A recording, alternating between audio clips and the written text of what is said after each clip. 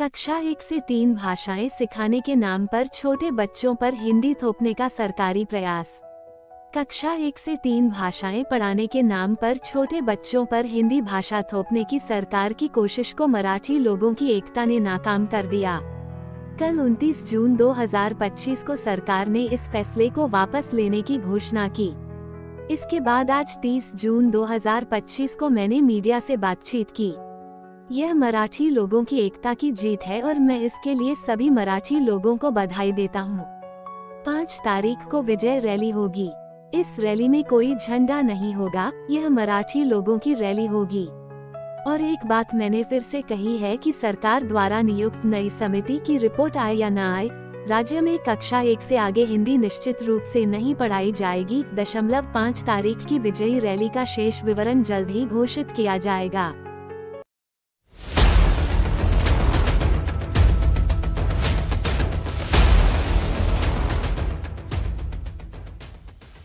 काल महाराष्ट्र सरकारने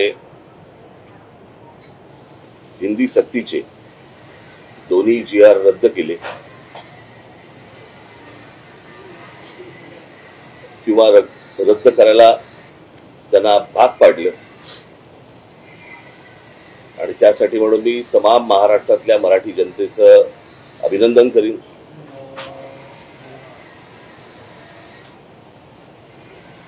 सर्व बाजूनी तो जो रेटा आला आणि त्याच्यातनं हा सरकारला खरं तर काही गरज नसताना हा खरं तर विषय आला होता, परंतु तो विषय रद्द झाला। त्याबद्दल मी महाराष्ट्रातल्या अनेक मराठी जनांचे तर आभार मानीनच, पण त्याचबरोबर मी अनेक साहित्यिक, त्याचबरोबर काही मोजके कलावंत, त्याचबरोबर मराठी वर्तमानपत्राचे आणि मराठी टेलिव्हिजन चॅनलच्या सर्व पत्रकार आणि संपादकांचे मी आभार मानतो। हा विषय जेव्हा निघाला त्यावेळेला हा काही विषय क्रेडिटचा नाहीये, पण हा विषय जेव्हा निघाला सरकारकडनं त्यावेळेला सर्वप्रथम आम्ही त्याला विरोध केला। त्याचं पत्रही आम्ही तुम्हाला मागच्या वेळेला तिन्ही पत्र मी तुम्हाला वाचून दाखवली होती आणि ती पत्र ज्यावेळेला गेली आणि वातावरण जसं जसं तापायला लागलं, त्याचबरोबर महाराष्ट्रामधले इतरही सगळे राजकीय पक्ष त्याच्यामध्ये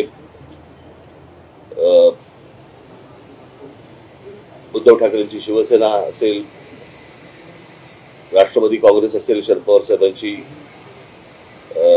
इतर राजकीय पक्ष जे महाराष्ट्रामधले आहेत, संघटना आहेत, यांनी देखील त्याला पाठिंबा दिला। आम्ही 5 तारीख मोर्चाची जाहीर केली होती, खरं तर 6 केली होती, मग ती 5 केली कारण 6 तारखेला आषाढी एकादशी असल्यामुळे। आणि हा जर मोर्चा निघाला असता तर मला असं वाटतं न भूतो असा मोर्चा हा निघाला असता। जे साधारणपणे 70-75 वर्षाचे जी लोक आहेत त्यांना कदाचित संयुक्त महाराष्ट्राचा काळ आठवला असता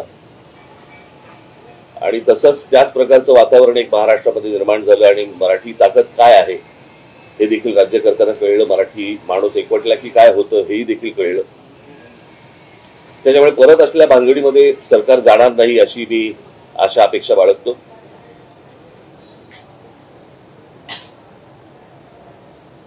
खरं तर या गोष्टी काही करायची आवश्यकताच नव्हती, काही गरजच नव्हती।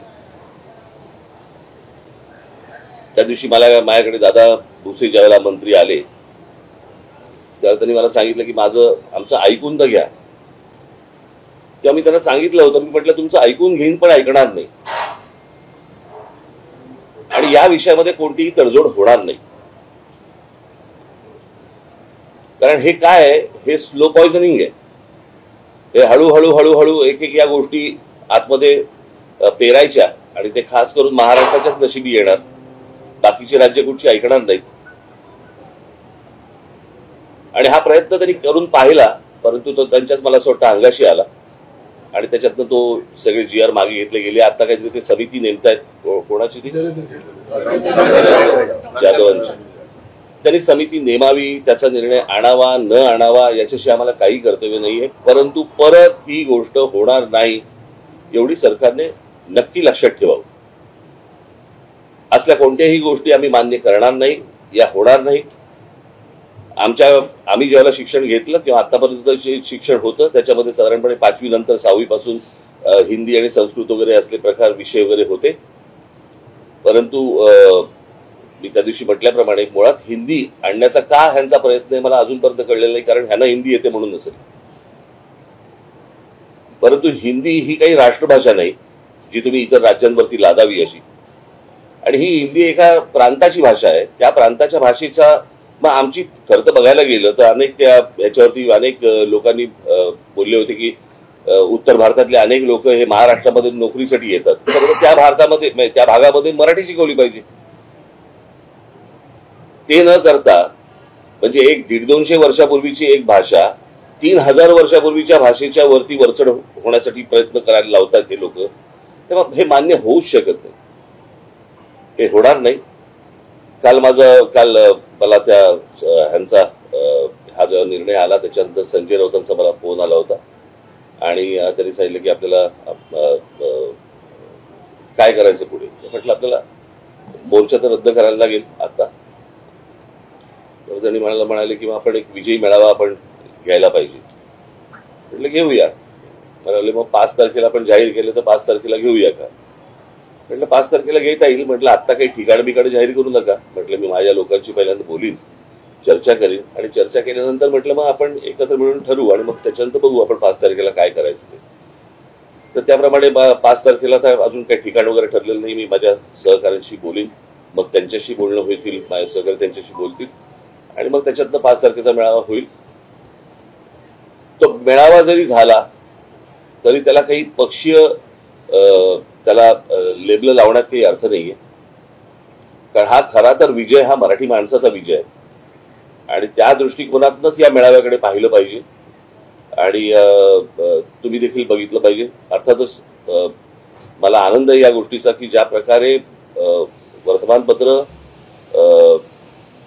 आणि टेलिव्हिजन चॅनल तुम्ही पत्रकारांनी आणि अनेक संपादकांनी ज्या प्रकारे हा विषय लावून धरला, मी खास करून तुमचं सर्वांचं मी अभिनंदन करीन. अशा बाबतीत सर्वजण जागृत असले पाहिजेत आणि कुठे कुठे काय काय गोष्टी घडतायत होत आहेत. मला असं वाटतं हे महाराष्ट्राला तुमच्या चॅनलच्या वतीने वर्तमानपत्राच्या वतीने कुठे कुठे हे काय गोष्टी मुरतायत हे तुम्ही सांगितलं पाहिजे. ज्या वेळेला हा 5चा कुठे करणार आहोत त्याचा निर्णय होईल त्यावेळेला तुम्हाला सांगण्यात येईल. काल तुम्ही या सगळ्या विषयासंदर्भात जी भूमिका घेतली, मनसे कार्यकर्त्यांनी जे आंदोलन उभवले त्यानंतर सरकारला नमते म्हणजे कुठेतरी हा हिंदी सक्तीचा जे GR आहे तो रद्द करावा लागला. हे मागे बंद करायला सांगितलं, काय कामं चालू आहेत. या सगळ्या संदर्भात काल मुख्यमंत्री असतील, उपमुख्यमंत्री असतील, त्यांनी पत्रकार परिषद घेतली, तर रद्द केलेली. मात्र त्यांनी तुम्हाला एक प्रतिप्रश्न विचारला की राज ठाकरेंनी उद्धव ठाकरेंना पहिला हिंदी भाषेच्या संदर्भाचा प्रश्न विचारावा, कारण त्यांच्या कार्यकाळामध्ये तो अहवाल आला होता आणि त्यांच्या मुख्यमंत्री पदाच्या काळामध्ये तो नाही. बघा, मी तुम्हाला एक गोष्ट सांगतो. महाराष्ट्राच्या बाबतीत उद्या मराठी माणसाच्या विरोधात, मराठी भाषेच्या विरोधात उद्या कोणी जरी असेल तरी माझा त्याला विरोध असेल, कळलं का. आणि उद्या जर समजा उद्धव ठाकरेंच्या काळामध्ये मला आता मी तो हा प्रश्न विचारला यांना, परंतु तो कुठचा उच्च शिक्षण प्राथमिक शिक्षण आणि काय उच्च शिक्षण याच्यामधला तो शालेय काहीतरी असेल, तो त्याच्यानंतरचा तो विषय आहे असं माझ्या आता कानावरती आलं. मला अजून त्याच्या डिटेल्स मला मिळाले नाहीये. कोणतरी ठाण्याचा कोणतरी माणसाने त्याच्यावरती सही केली आहे त्या सगळ्या विषयावरती. परंतु माझी विनंती हीच राहील महाराष्ट्रातल्या प्रत्येक राजकीय नेत्याला की मराठी महाराष्ट्र या विषयावरती, मराठी भाषा या विषयावरती कोणतीही कोणाही कडनं, आमच्याकडनं तर होणारच नाही, पण तडजोड होता कामा नये. यापुढे सर्वांनी मला असं वाटतं सतर्क राहणं आवश्यक आहे. सर्व बाजूनी महाराष्ट्राचे लचके तोडण्याचे प्रकार सुरू आहेत आणि हे कुठेतरी थांबवणं आवश्यक आहे. मराठी माणसांनी देखील आजूबाजूला काय गोष्टी घडतायत याच्यासाठी जागृत राहणं पण तितकंच गरजेचं आहे. आणि मला असं वाटतं 5 तारखेचा मेळावा ज्यावेळेला होईल त्यावेळेला 5 तारखेच्या मेळाव्यामध्ये मी बाकीच्या सगळ्या सविस्तर गोष्टी मी बोलीन. सर, एक प्रश्न असा होता की काल काही ठिकाणी जीआरची होळी झाली, आंदोलन झालं, त्यावेळी दोन्ही पक्षाचे कार्यकर्ते त्यामध्ये सहभागी झालेले चित्र पाहायला मिळाले की तर हिंदी सक्तीचा जीआर रद्द झाला तर त्यावरून चर्चा सुरू होती की दोन्ही ठाकरे बंधू एकत्र येऊ नये, त्या अनुषंगे ताकद नव्याने उभी राहू नये किंवा दिसू नये म्हणून हा सरकारने ताकदीचा निर्णय घेतला. प्रश्न असा ना, मी परत तुम्हाला तेच सांगतो, तुम्ही त्या पक्ष मोर्चालाही पक्षीय लेबल लावू नका आणि उद्या विजयी मेळावा झाला तरी त्याला पक्षीय लेबल लावू नका. कसं आहे, युत्या आघाड्या या सगळ्या गोष्टी, निवडणुका या सगळ्या गोष्टी येत जातील, जात जातील, सगळ्या गोष्टी होत राहतील. मराठी भाषा संपली, परत नाही येणार. कळलं का? कारण भाषा ही संस्कृती टिकवत असते. उद्या तीच जर मुळाशी गेली ना तर या युती आघाड्यांना काय अर्थ आहे?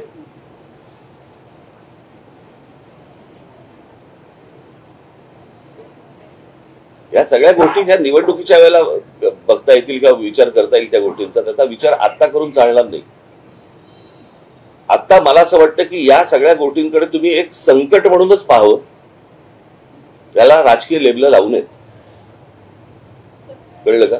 आणि उद्या त्या प्रकारचा काय मेळावा काय घ्यायचा असेल तर कसं होते काय होते मी आपल्याला कळवेन.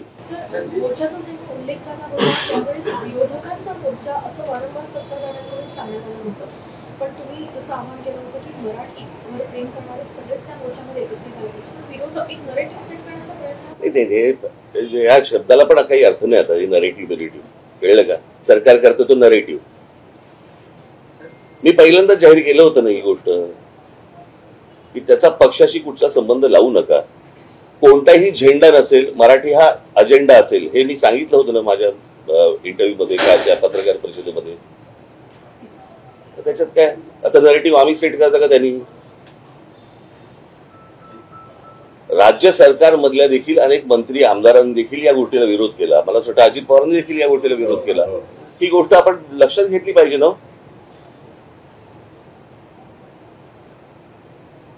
आपण पाहिलं असेल तर सत्ताधारी पक्षामध्ये पण अनेक लोक विरोध करतात. पुन्हा एकदा एक समिती नेमण्यात आली आहे.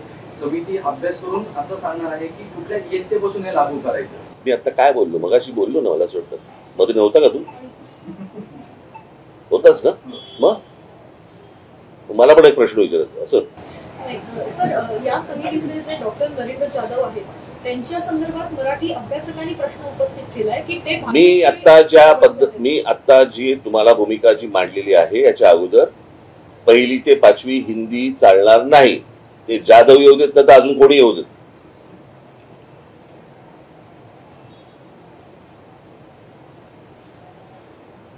कळलं का? महाराष्ट्रामध्ये ज्या प्रकारचा मराठी माणसांनी विरोध केलेला आहे या गोष्टीला, याची जाणीव मला असं वाटतं जाधवांना असावी.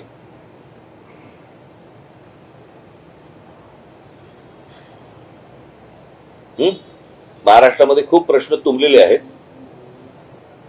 भाषेवरती उगाच विषय आणू नका.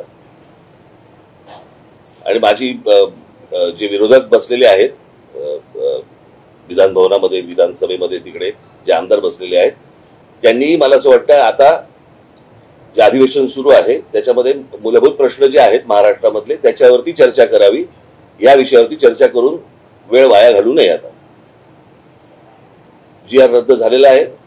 आता जे इतर विषय जे आहेत त्याच्याबद्दल बोलावं. शिक्षणामध्ये अनेक त्रुटी आहेत.